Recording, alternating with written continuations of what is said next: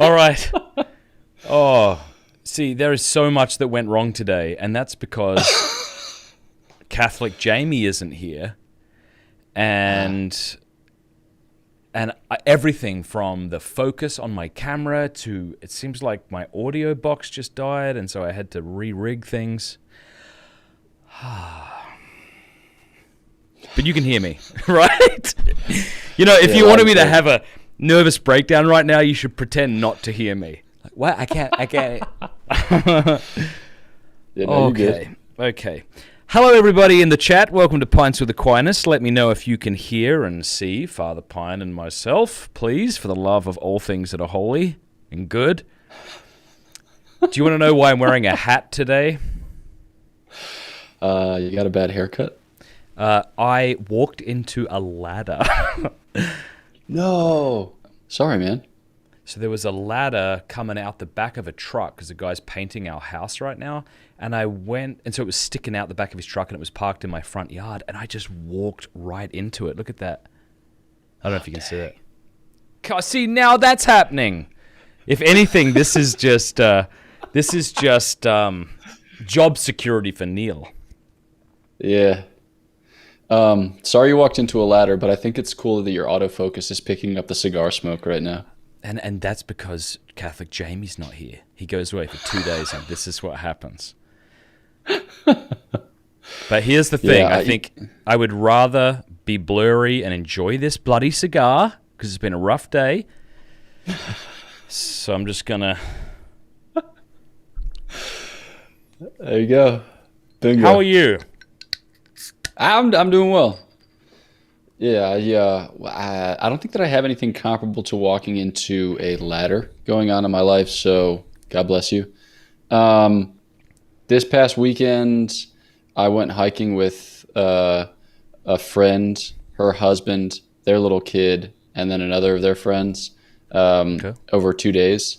And I carried the 13-month-old on my back for like all of Sunday and part of Saturday.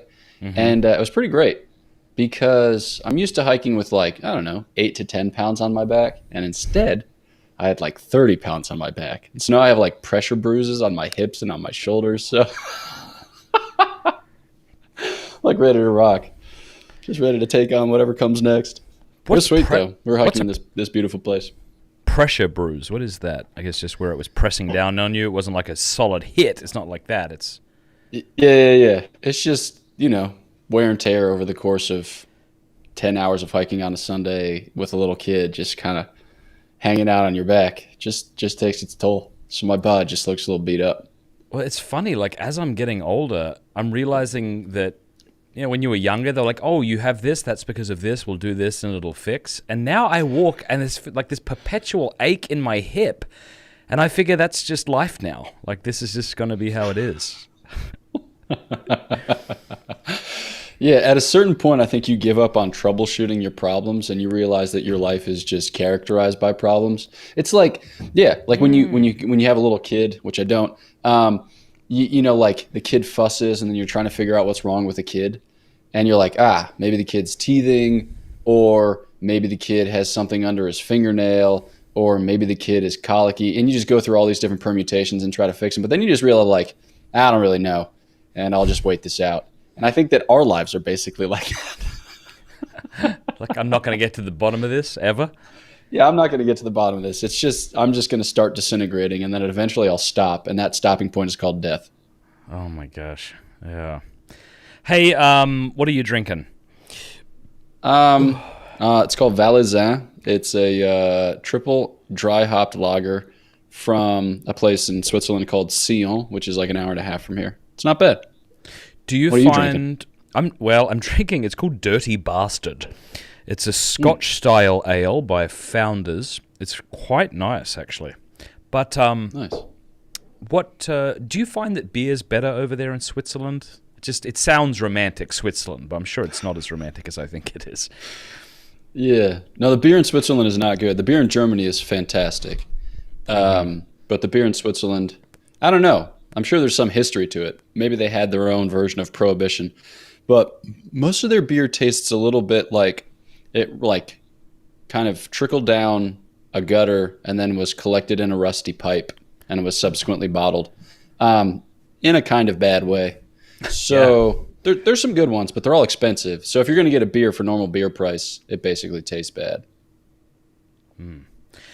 Well, hey, I want to let everybody know who's watching now. Father Pine, you announced this on your last live stream, but Father Pine, in addition, we're going to be doing these monthly live streams with Father Pine now instead of every week.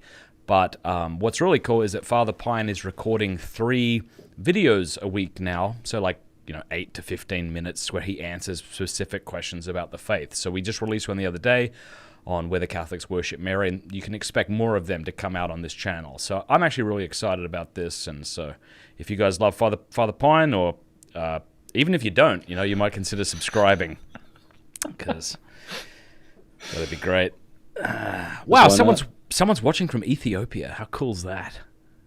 That is cool. Yeah. Well, today unless you wanted to say something. No, I'm ready. Today we're going to look at question 38 in the second book, correct, of the Summa Contra Gentiles? Sounds right. Arguments by which some endeavor to prove that the world is not eternal. Mm-hmm. Now, when I had Dr. Craig debate Jimmy Akin on this on my show. Did you see that, or did you hear about that? I heard about that. It happened right before I came out to Steubenville. Because we were talking about it in Zeph's backyard, or the Danaher's backyard. We were talking about it in somebody's backyard. Yeah, that's right. Yeah. Anyway, Dr. Craig said that gosh, you're laughing, and now I can't decide whether to stop and acknowledge the laugh or press through. So I guess I stopped. Dr. Craig said that Aquinas may have been more sympathetic to the Kalam cosmological argument that I had thought. What's some initial thoughts about this? Insofar as I understand the Kalam cosmological argument, I don't tend to think that that's true. Certainly there were people in the medieval university at St. Thomas's time who were more sympathetic to it, the most famous of whom is St. Bonaventure. But I think that, as far as I can tell, St. Thomas always held for a priority to this idea of basically metaphysical dependence, and as a result of which he sees creation as more a matter of metaphysically dependent upon God rather than as something issuing from, philosophically from a kind of first point. So, yeah, I don't know. I'd be interested in kind of going through these arguments and seeing maybe ways in which St. Thomas leaves the door open. But my impression is that no, St. Thomas would have never been too terribly sympathetic to the Kalam cosmological argument.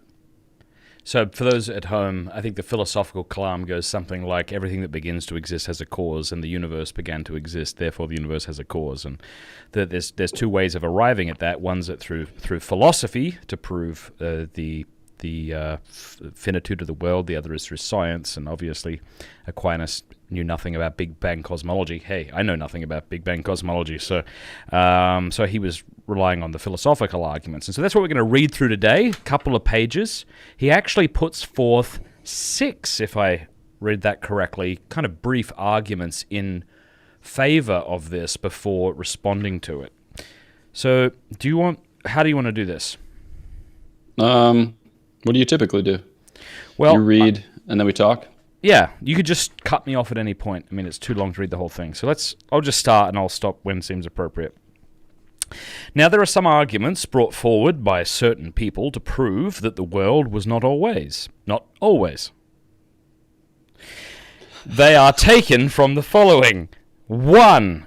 For it has been proved that God is the cause of all things, but a cause must precede in duration the things made by its action. So that's the first kind of argument. Maybe we could just...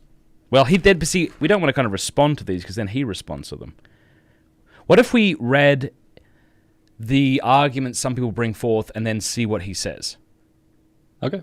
Yeah. So they're kind of bite-sized. All right, so let's just try to understand that first, right? So the first thing someone might say is, it has been proved that God is the cause of all things, but a cause must precede in duration the thing made by its action. So In other words, when we often think of a cause, we think of a cause in time. This caused that thing to happen, and we think about it kind of sequentially, right? Yeah. And I think that when we talk about causing in 2021, we're typically talking about efficient causality, or what, Aristotle would describe as efficient causality. So we're we're thinking about it like, you've got a pool cue, and you're hitting the cue ball. I don't even remember what these things are called. What's the white ball called? That's a cue ball, right? The kitty? What's the No. pool cue? If it's not called the kitty, I'm going to feel really embarrassed. No, that's poker. Don't worry about it. You got the stick. That white one. You hit the white ball. Yeah. You got the stick. You hit the white ball, and it hits a colored ball. We typically think about causality in that way. So, of course, the stick has to be in motion before the white ball's in motion, before the colored ball is in motion. Because whenever we're talking about it, we're just talking about it as if all causality, just things kind of crashing into each other. I don't know where St. Thomas is going, but I suspect that he's probably going to qualify our understanding of causality so that it's a little more ample.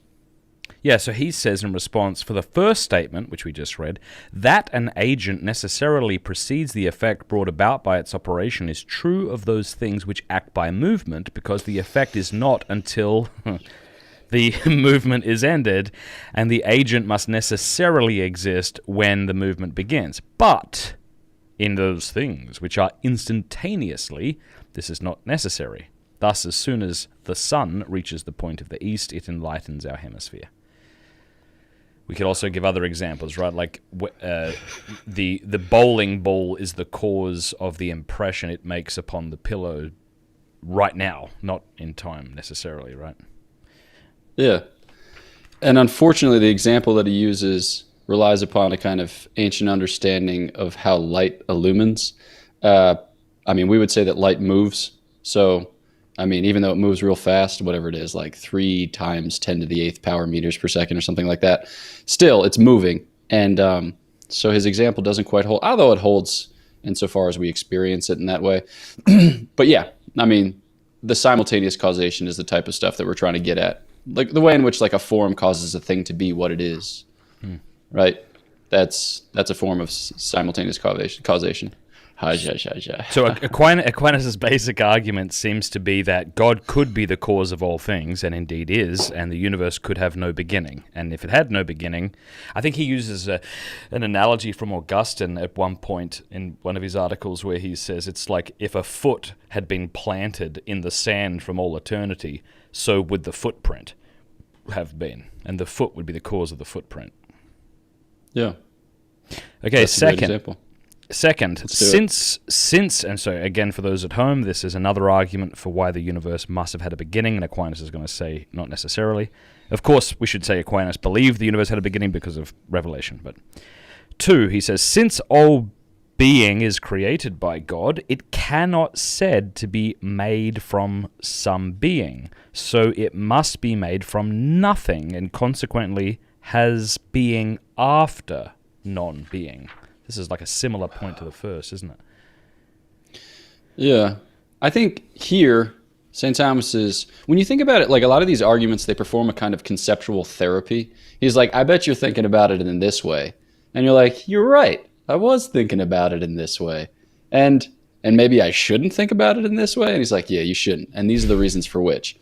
So for instance, when there's nothing, there's no time. So you can't say before and after in the same way, because time is the measure of motion in the Aristotelian understanding.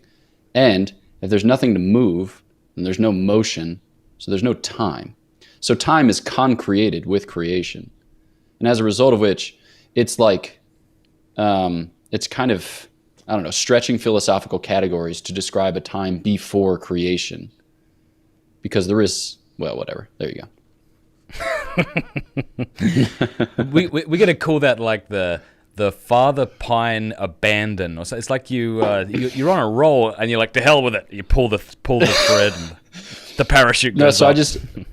So I just finished this book, and there's a part in chapter something, maybe chapter 3, I've forgotten. And I'm talking about it, and I got all poetical, and then I submitted this thing to be edited by a variety of people with a variety of theological sensitivities, and it just got devastated. They're like, time before, you're a big punk, you stink at philosophy, pack your bags and go home. So now I'm real sensitive to saying time before. I was trying to get cute with it, in like a kind of 16th century John Donne-esque way, and they were like, nah, bruh, you're not an Anglican divine, nor are you a metaphysical poet, so just stick to the facts. Yeah. Hey, I got something to bring up which gets to this point, even though it's going to sound like it's not. One of my patrons plays for the Celtics. No way. Are you serious? Yeah, let me look him up. Like the Boston Celtics? Yeah. That's the most exciting thing I've heard all week. He's a white dude. Does that mean he's not as good? Typically, right? Is that racist? I Daniel can't tell Tice? anymore. No. It's hard to say. So I'm trying to think of what Larry folks who Bird. play for the. I'm just joking. No. Who is the white guy on the Celtics is literally a question people also ask on Google. That's brilliant. Let me see. Brian David, not him. Gosh, I feel terrible, especially since this patron is probably going to be watching this, and he gives to me, and I've forgotten his name. Damn it!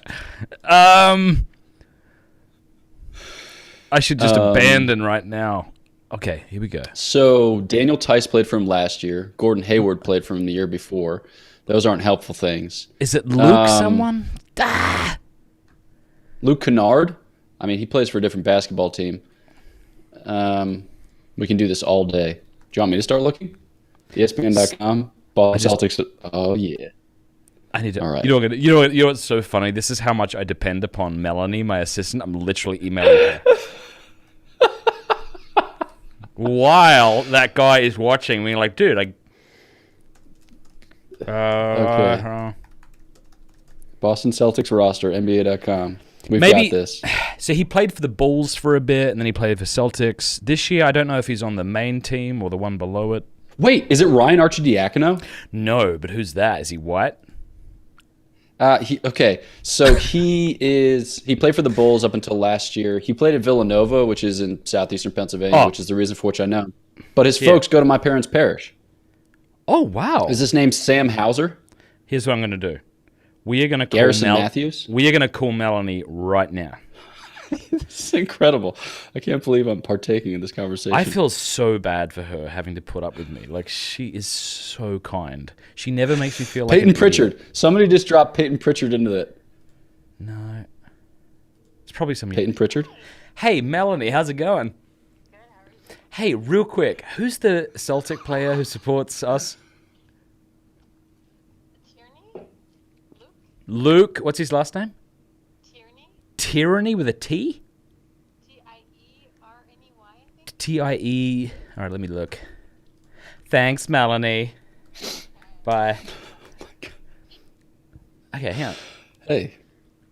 Okay. Okay, hang on. You got this? We are gonna get this. Where is he? No, that's not him. Luke Tierney, Celtics. That doesn't seem right.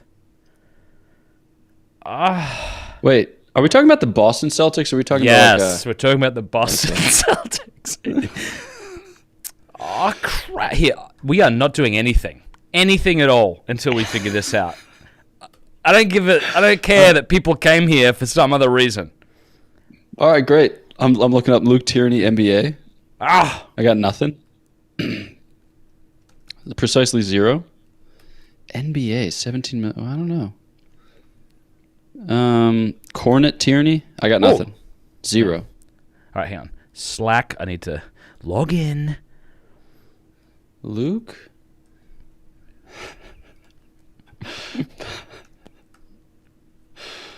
JUs. The only reason people are still watching is because main television, is awful. Like, their only other options are like The View and Stephen Colbert. So they're willing. Are we sure it's not Luke Cornett? Yes, that's it. Yeah, nailed it. Hang on, Luke Cornett. So Luke Cornett, he supports you. Yeah. He was born on July 15th, 1995, which is the feast day of St. Bonaventure, I think. Ready? Is it? That's him. See Yeah. that? That boy. Yeah. I feel so bad. He's a grown man. All right, so now we got it. Anyways, He went to that Vandy. dude supports me. Here's the point I was trying That's to awesome. make. Here's the point. It would be easy to be prideful, right? Because you play for the NBA. I'm with you. But when you're surrounded by the best players in the universe, it's probably just as humbling. All right. Now Right. now to your point about being criticized, Yes. you're very brilliant and probably smarter than most people watching YouTube. But I'm sure around these other academic fellows, you sometimes feel like Luke Cornett by some other. All right, so let's see. Okay, the third.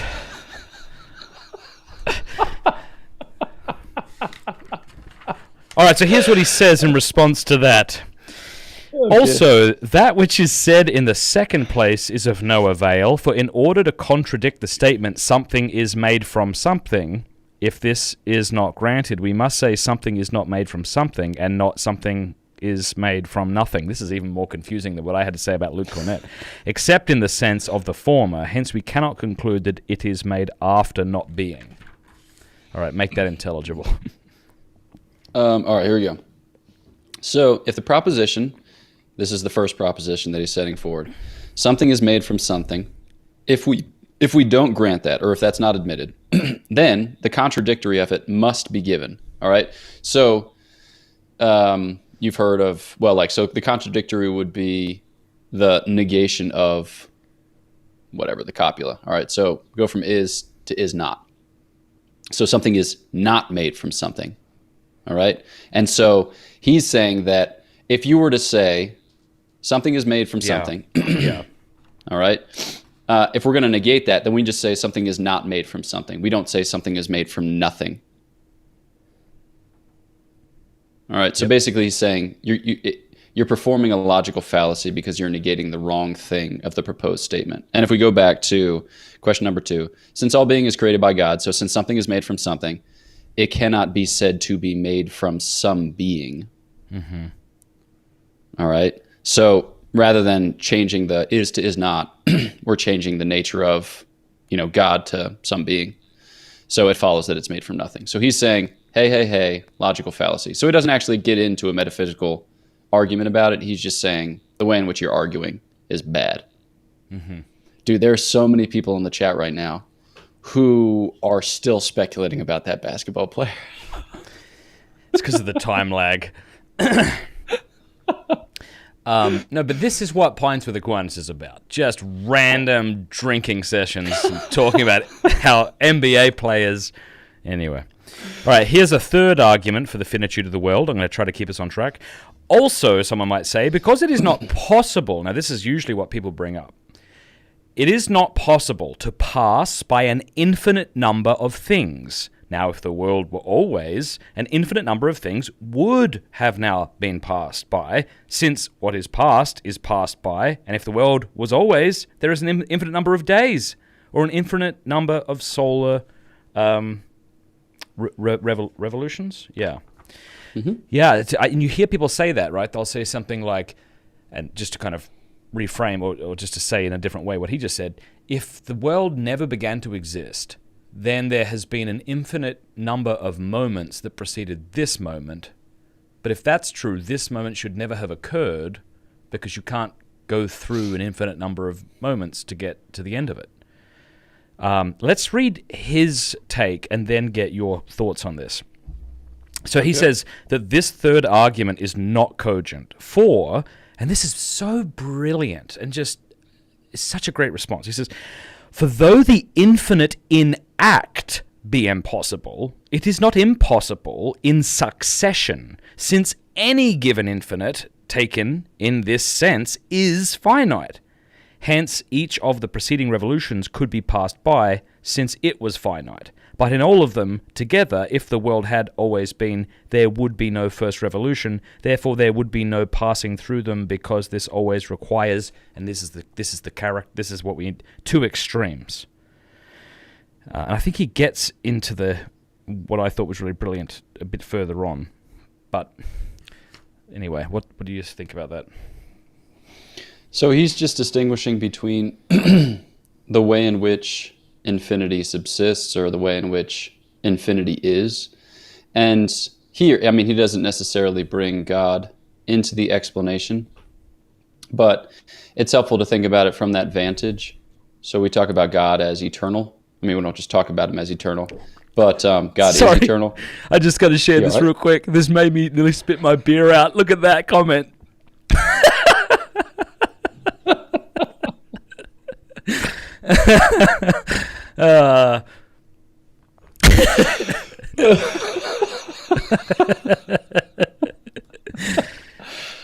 Woo. Next level, man. Next level. Pints with Aquinas has arrived.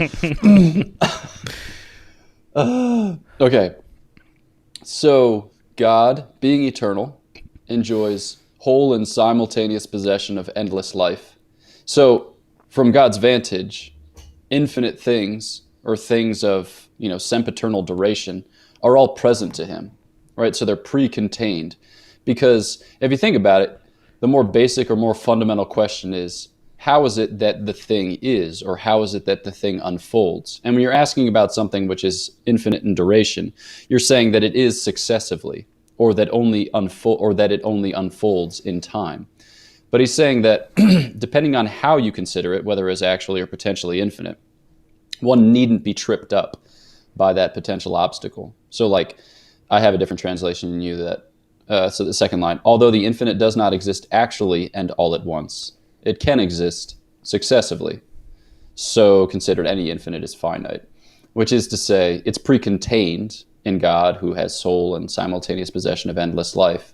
And as a result of which it pre-exists in him virtually or eminently in simple fashion. So its being successive is just a kind of manifestation of its limitedness or a manifestation of its createdness or having been created in this particular way. Those are some thoughts. The next answer I really like. So this kind of fourth argument kind of follows the third. He says, further, it follows that an addition is made to the infinite, since every day something is added to the past days or revolutions. And so this is the bit I really like. He says, again, the fourth argument put forward is weak, for nothing hinders the infinite receiving an addition on the side on which it is finite. So in other words, like we tend to think, whenever we're thinking of infinity and we're thinking it in regards to the beginning of the universe, we're kind of putting an end on it by saying, this is the end. But you don't put an end on either side of the infinity, or else it wouldn't be infinite, right? So he says, so I'll just read that again. Nor is this argument cogent. Did I write that? Oh, no. It's weak, for nothing hinders the infinite receiving an addition on the side of which it is finite. Now, supposing time to be eternal, it follows that it is infinite anteriorly, but finite posteriorly. And, it's interesting is when we go to heaven, it'll be the other way around, right? We'll be finite, am I right in saying that? Posteriorly? Oh, no, anteriorly, but it'll be infinite posteriorly. In other words, we'll get to heaven and there won't be an end to it, but it doesn't follow that we've been there forever anyway, for all eternity. Yeah. Since the present is the term of the past. The present is the term, the end of the past. Yeah, I think maybe just a kind of basic, what we want to say, a basic observation about this is that mathematicians will kind of grant you this, that there are different sizes of infinities. So if I were to say, okay, what is the size of the infinity of the set of all integers? You'd be like, it's infinite. I'd be like, okay, is that a greater or smaller infinity than the set of negative integers? It's like, oh man, hard to say. So we already have a kind of conceptual space for comparing infinities. It's not just as if this is infinity and so case closed. And so St. Thomas is introducing this notion of an infinity beginning at a certain point. So in our case, on account of the fact that we are created, there is a terminal point, and then we continue in duration from that point onward. And you made the point about heaven, it begins at a certain point, but that it continues onward.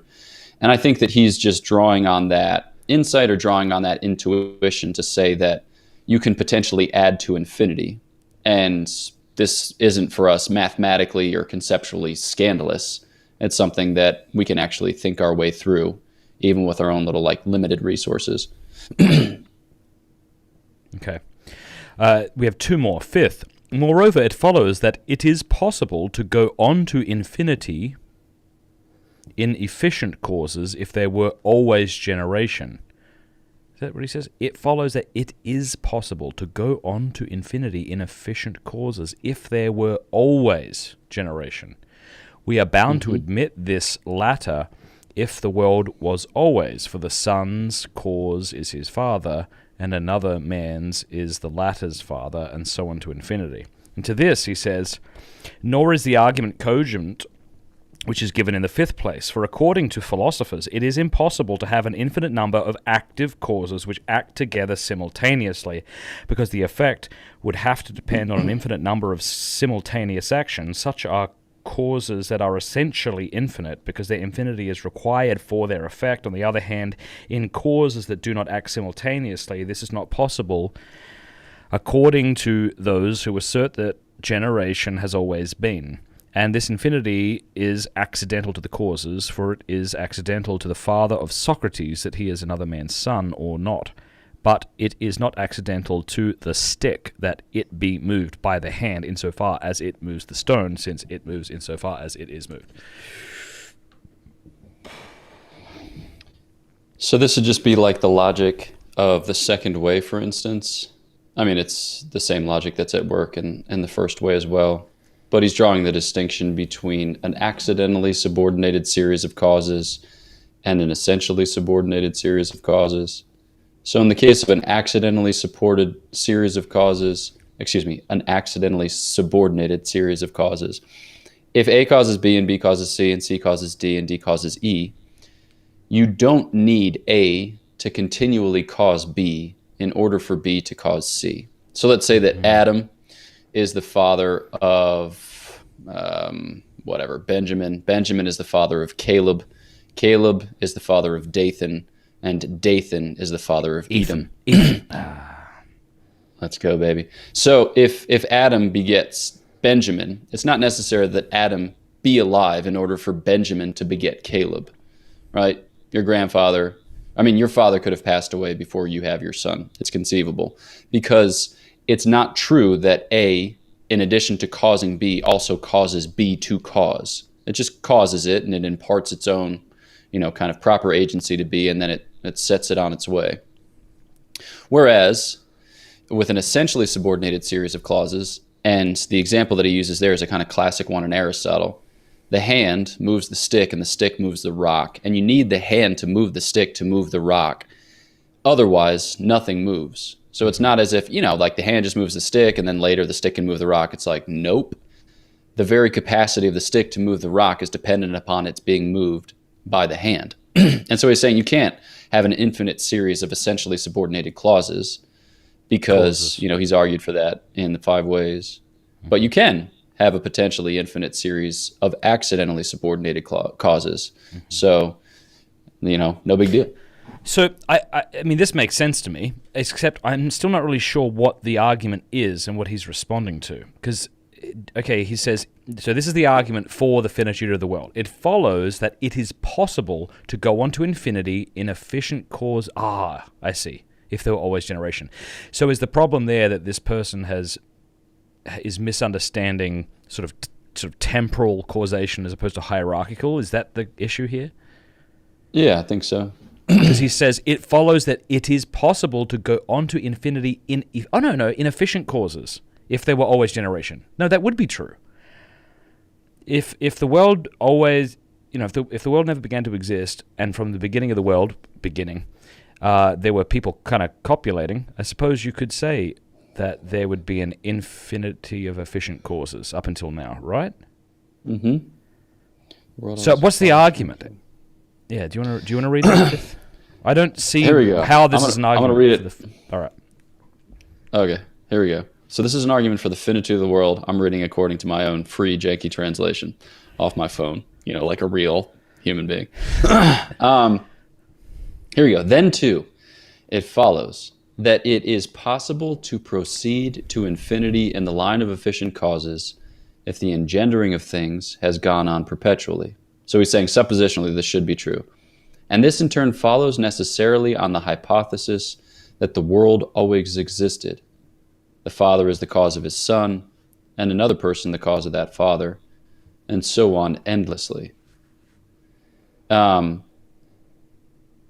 then, wait a second. For there is no reason why an addition should not be made to an infinite on that side which is finite. Now from the supposition, nope. Is that right? It sounds Okay, like... here we go. You go. My bad. It is impossible to proceed to infinity in the order of efficient causes which act together at the same time. So he says you can't proceed to infinity with an essentially subordinated series of causes because in that case, the effect would have to depend on an infinite number of actions simultaneously existing. And such causes are essentially infinite because their infinity is required for the effect caused by them. On the other hand, in the sphere of non-simultaneously acting causes, it is not, according to the partisans of the perpetual generation theory, impossible to proceed to infinity. So he's saying, like, I grant it to you if it's accidentally subordinated, and that's just not a problem for me. Maybe that's it. So it's like the objector is setting this forward to say, like, crazy town, and he's saying, like, not really. Maybe that's the essence. Is the argument trying to say just like you can't add days to the infinite, you can't add humans to it? Like there would have to be more than an infinite number of humans? Is that... Sounds like he's doing the same thing with humans in generation as he is with days by succession. But maybe I don't understand. Maybe that's certainly where he's going with the next argument, which is like the infinite number of souls. Oh, okay. Yeah, maybe I messed that up. Maxed it up. Again, it will follow that there is an infinite number of things, namely the immortal souls of an infinite number of men. This is quite a long answer. Do you want to read it and then pause where you wish? Sure. Okay. It's interesting that he says this is a more difficult one too, isn't it? Yeah. The objection concerning souls, however, is more difficult. Yet, the argument is not very useful because it supposes many things. For those who maintained that the world is eternal also held that human souls do not survive the body. And it was asserted that of all souls, there remains only the separated intellect, holy smokes, either the agent intellect, according to some, or also the possible intellect, according to others. And I think there he's talking about views held by Averroes and Avicenna. On the other hand, some have supposed a sort of circular movement in souls, that's like metempsychosis, which is, like roughly Platonic, saying that after several ages have passed, the same souls return to bodies, and indeed, there are those who do not consider it incongruous that in the realm of things devoid of order, actual infinities should be found. So all kinds of people say all kinds of things.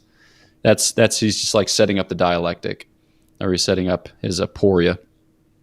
And then he goes on to say, however, this is incredible. However, a more effective approach toward proving the non-eternity of the world can be made from the point of view of the end of the divine will. Wait, he doesn't answer it. He just says, yeah, a lot of people said a lot of crazy things, and I'm just going to move on to my proof. Maybe that's it. Oh, yeah. Is that when he says, nevertheless, one may proceed to prove this more efficiently from... Oh, no. Yeah. Exactly.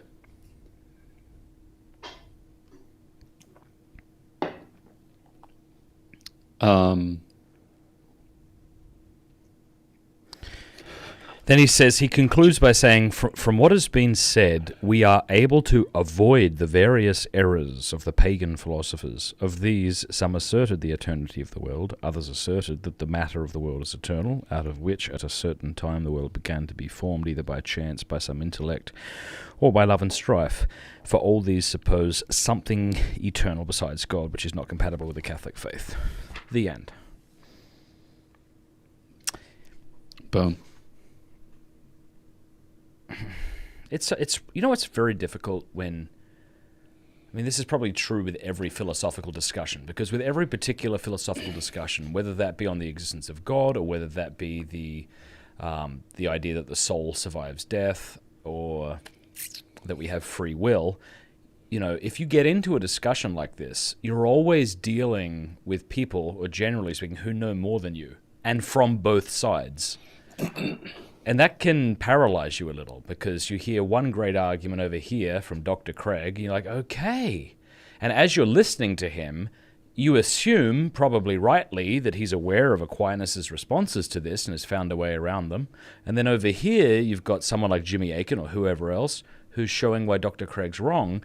And you can't get to the bottom of their sort of epistemological bank account. You can't, because you're not smart enough. You don't know how to make your way through all the objections. So you just sort of have to end up going with what seems right to you, knowing that that's not necessarily a good thing to bank on because maybe you're wrong. I mean, this is a whole different discussion, but do you see what I'm getting at?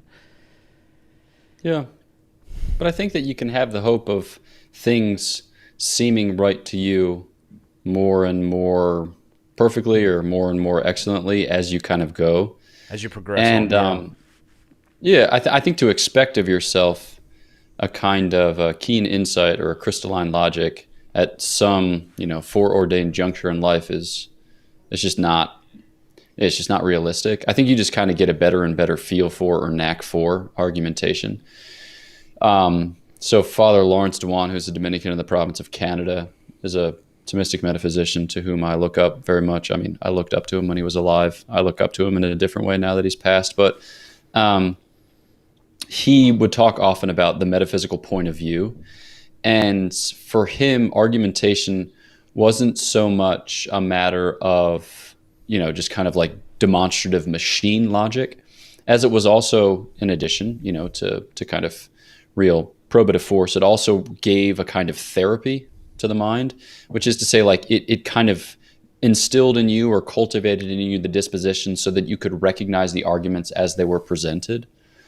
And I think it's just kind of how life is. I think that if you want to grow in faith, you just surround yourself with faithful prayer and sacrament and argumentation, and then it just starts making more and more sense to you. And you might, from a distance, think like, isn't that a kind of self-willed brainwashing?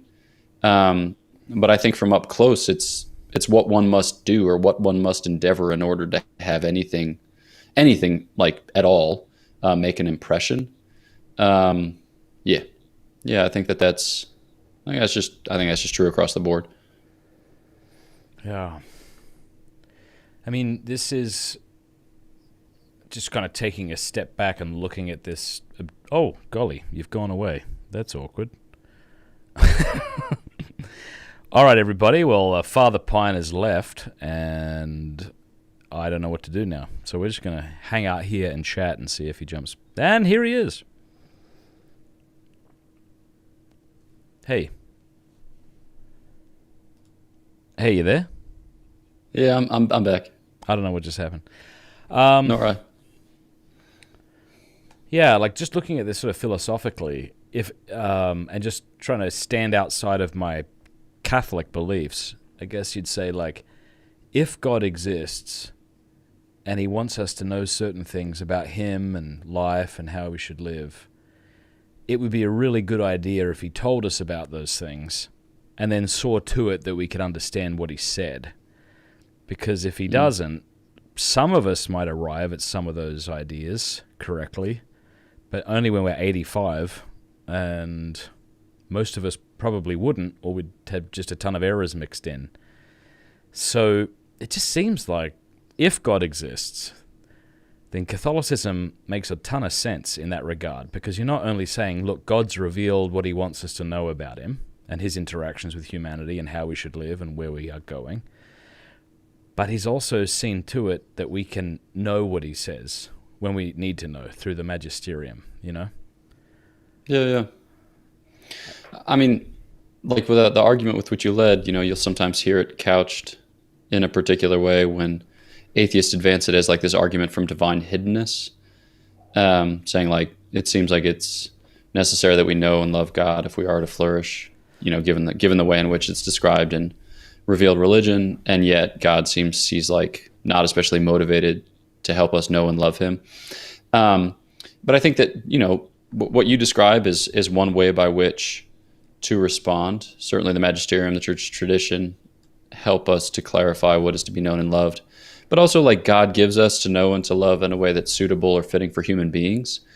And I think that in our case, it's often best for us. It's best for our growth. It's best for our maturation to grow slowly. Not to say like, oh, you should pump the brakes in order that you don't get ahead of yourself. But like, it's in God's interest, as it were. I mean, God's not self-interested in the way in which we often conceive of that, but it's unto our salvation that we be humbled along the way, that we grow in patience, that we grow in perseverance, that we become conformed to Christ ultimately in the suffering, which is both like best befitting. And that will often mean a kind of obscurity in the walk of faith. And so I think that, like from a philosophical perspective, we can respond in that way too.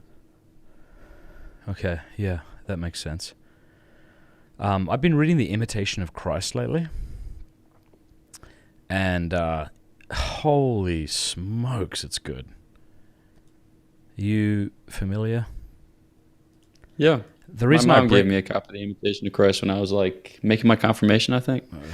6th grade. Well, I mean, because it does kind of pertain to some of the things we're talking about here, especially like the first few chapters about intellectual pride,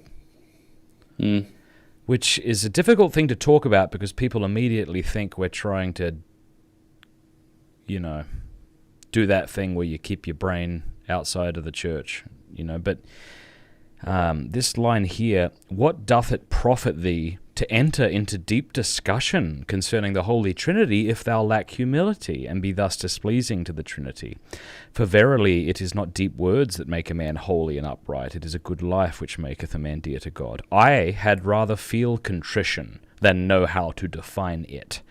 If thou knewest the whole Bible and the sayings of all the philosophers, what should all this profit thee without love? The love and grace of God, vanity of vanities. All is vanity, save to love God and Him only. I don't know what I'm saying, except just to say, like, there's just a ton of stuff that's outside of my ability to understand. And, I mean, Scripture says that, doesn't it? Like, don't seek the things that are too high for you. And I know that none of that is to say that philosophy is now off the table, or reading Thomas Aquinas is because he's too lofty for us or whatever, but I don't know. Like, how does that apply to the life of a Dominican? Yeah, I think that it's risky because, like you said, there are many occasions or there are opportunities in which one can become prideful. And I think that it's helpful to think about it in terms of the virtues which govern your desire for honor or for glory. So you can be pusillanimous, which is to say you can entirely spurn the pursuit of great things because you fear that you might become prideful or because you just don't think yourself up to the task. That doesn't seem like the way to go.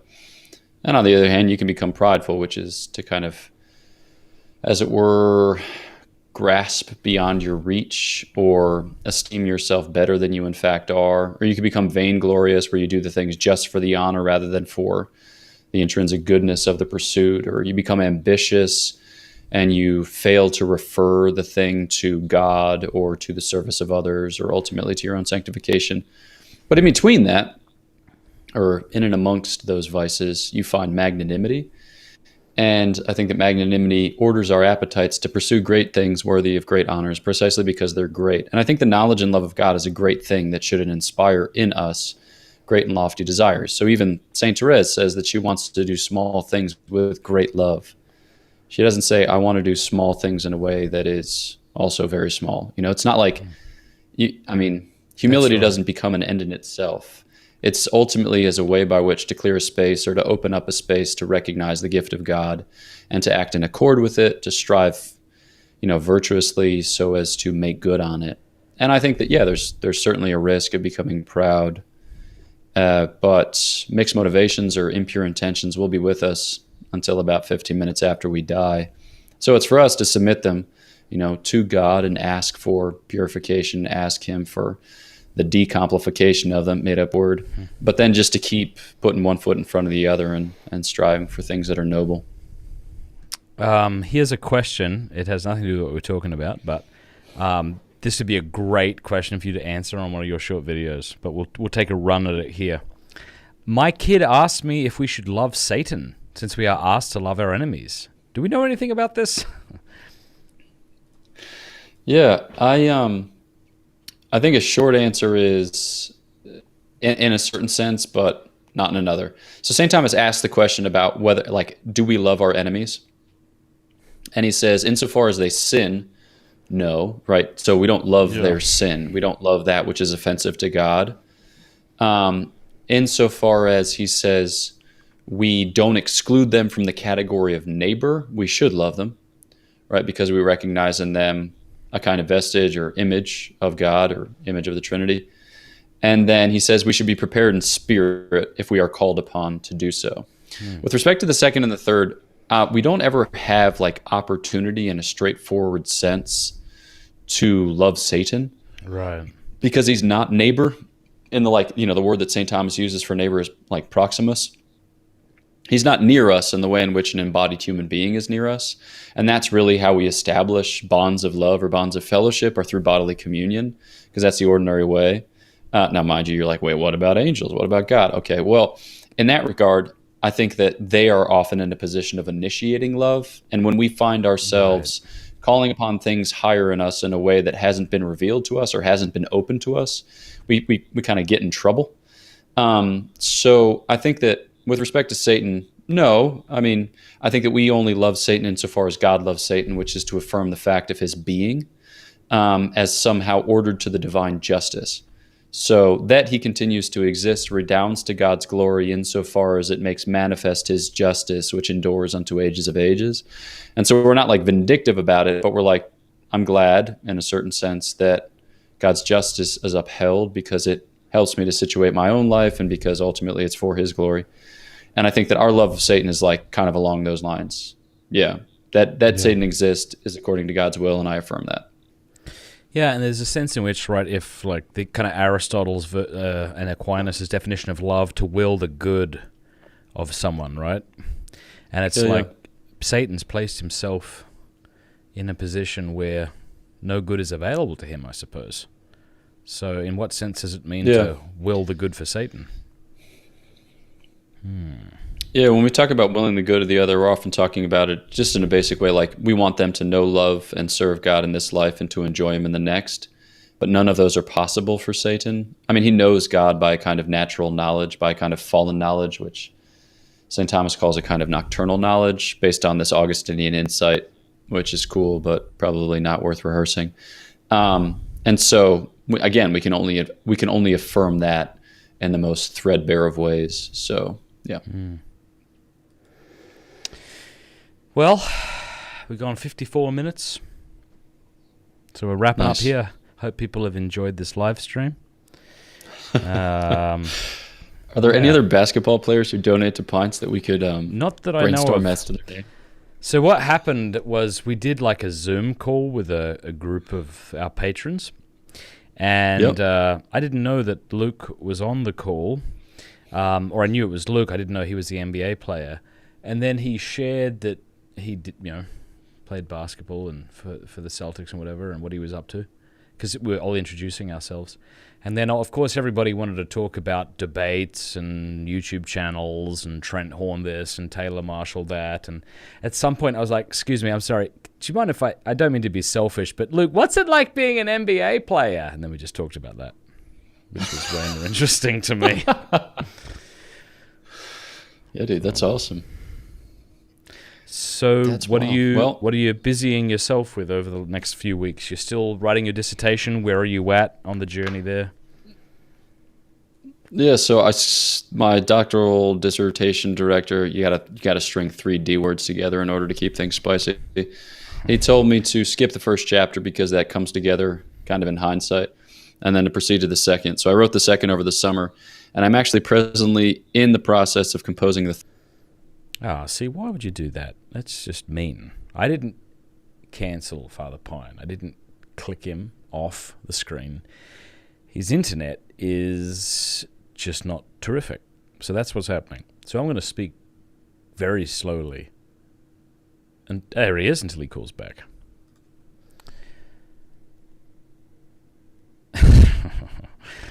All right, let's put him back on the screen. All right. This is good. Dude, I love the internet. I'm just so good at it. I wish I could tell you why that happens.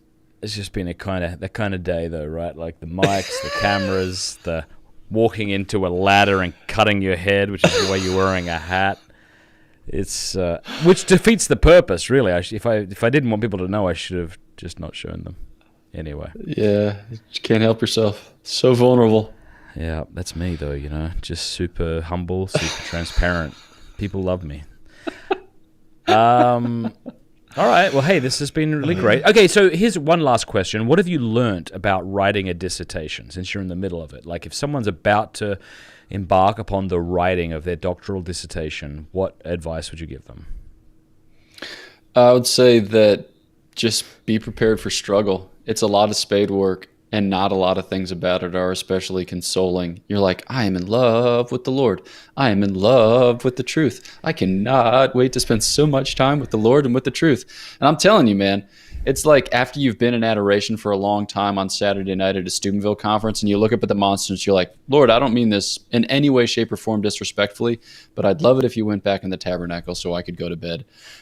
It's like you can just kind of be overwhelmed by all of it. And I mean, in a more kind of basic human way, it's just tough. So it's a lot of spade work.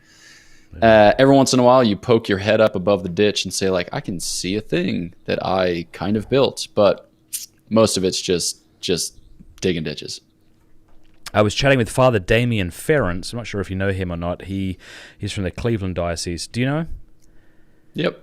He was doing his PhD or his dissertation on Thomas Aquinas and Flannery O'Connor, and one thing he said was that for him what worked is every day, from this time to this time he would write, and he just said committed to that. And he'd say like sometimes he'd be tempted to keep writing, but he'd stop and then come back the next day, and so long as he could devote small chunks of dedication, that helped. I thought that was interesting. It made sense to me. I mean, that's how Anthony Trollope wrote 58 books of like an average of 550 pages. He worked at the post office, and he just woke up every morning and wrote for 3 hours. Wow. And he just turned out some of the best Victorian literature that's currently on offer. So a lot of it's just do the things. Yeah, that's amazing. All right. So just for those who are just joining us, Father Pine's going to be releasing little clips every week in which he answers questions. They won't be clips from his longer videos. They'll be actual self-contained videos. So thanks for doing that, Father Pine. I'm really looking forward to kind of getting that out to more people. So it's my pleasure. And then also, people should also know that Catholic Jamie is not with me today, which is where we've had all of these technical difficulties. But things have been running very smoothly. Neil is terrific. He's really made this place look terrific. We've just bought these different mic arms that are low profile. We're going to drill them into the middle of the desk. They're just a lot more... Joe Rogan uses them now, I guess. Basically, I just follow whatever he does. So things are really coming along and looking really good. We're going to get some more soundproofing. We got that cigar ventilation system going. You can't see this, but it's pretty cool if you ever come here. If you do this, you can see it just going right up into the air, straight through the tube. And then the fan is in the studio, right? About 10 feet that way. So, anyway. I'm jealous. It's nice because the sound is outside of the room, is my point. So it doesn't just sit here like a cloud. It's kind of cool. Anyway... it's lovely to chat with you. God bless you. All the best with your dissertation, and thanks for chatting with us today. Totes. Thanks for having me. Until next time. Yeah. And then stick around because I'd love to chat with you a little bit off air. Sweet. All right. Bye-bye. Bye.